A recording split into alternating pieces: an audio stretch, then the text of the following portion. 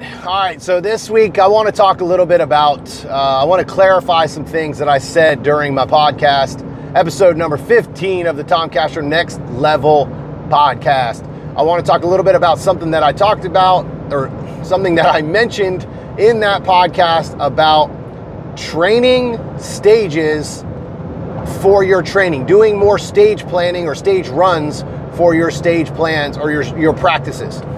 So what do I mean by that? Because I had lots of questions. I had a lot of, people ask, why are you doing this? Or what, shouldn't I be practicing my drills and yada, yada, yada. So I want to clarify a little bit more about what I meant or what I mean by running stages.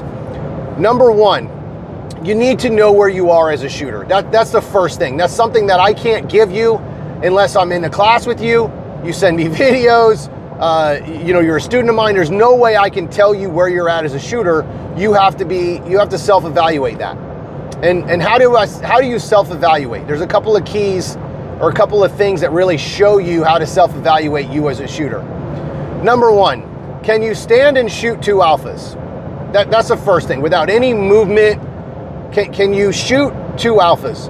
And can you shoot them quickly is kind of a plus to that. If you can shoot them fast, then you're already pretty advanced, right? So, if you're shooting a 0.20 or a 0.25 split consistently, then you're pretty fast, right?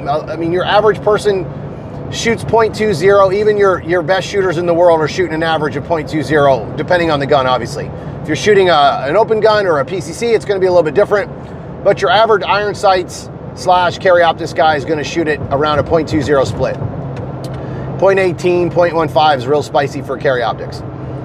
So if you're shooting at a pretty reasonable pace and you can hit two alphas, then you can practice running stages more often, right? You can do more. You need drills, and I said that in the podcast. You need drills as well.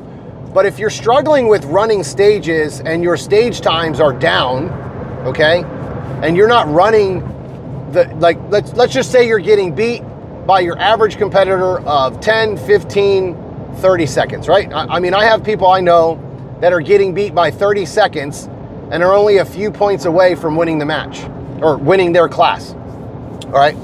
If you're getting beat by 30 seconds and you're right there and you're second or third, or you're real close to beating the guys that are beating you, then you have to learn to go faster, right? You have to go faster. The issue is you can go as fast as you want in a drill all day long. You can pick up the speed and repeat it a million times. What you don't get is a repeat during the stage or during a match. So where do you learn to get better on stages? You have to repeat them over and over and over again. And the reason I say that, okay, now you don't have to, obviously. There's a lot of people that don't have access to ranges like I do. If you can practice running stages over and over and over again, as long as your goal isn't the high hit factor and your goal is to improve, you will see a huge jump in your shooting if you practice stages more often. And let me break it down because there's a lot of details to how this works. Number one, you have to run the stage to kind of get a base of where you're at. You need to know where you're at. You need to know, all right, I can run this stage in 14, 13, 12, whatever, right? Again, not going for a hit factor. Scores, they matter, but they don't matter. And I'll explain that a little bit later. When you're running this stage, you're looking to get a baseline of what it is. So a good example is I had a practice a few weeks ago with my buddy Todd, actually the guy on the podcast with me, Todd, and I ran this stage probably a dozen times with him, right? He ran it, I ran it, and then we were comparing things, and I was, breaking the stage down on how I practice things, right? Now, I don't run stages as much as I used to because that's not a struggle of mine. I don't struggle running stages. So here's how I do it though. When I build a stage, I break the stage down in sections. So what I'm looking to do is run the whole stage. And then if there's things that I struggle with, specifically in that stage, I break that section of the stage down, okay? I don't keep shooting the whole stage a million times if I'm struggling in one spot. What I'm looking to do is improve specific skills of that stage. Because here's what's happening. You're not running just that stage. You're running the same stage that you'll see a million times, or the same scenario that you'll see a million times in this sport. We always enter and exit a position. We always have to reload somewhere. All right, we always have to draw our gun. We always have to be inbounds or out of bounds, or however that start position is. You're going to see the same start position, the same entries, the same exits, the same arrays of targets a million times. The problem is we don't recognize them when we're supposed to. So by doing this, this allows you to recognize those arrays in those stages that you're going to fall into. This is the reason why I keep talking about stage planning and stage running being so important. It is crucial to be able to run those stages at home, so when you see it in a match, it's super easy. One of the reasons I became a match director was so that I could build hard stages, so that Nationals was easy, Area 5 was easy, Area 3, Area 6, all these matches that you go to, if you make your practices harder or your stages harder, the matches become much easier. Other than match pressure, which the only person who creates match pressure is you, the shooter. The other shooters don't create it. You create it on yourself, period. That's how that works. That's why you just can't worry about anybody else when you're shooting. Sorry, gotta get back on topic here.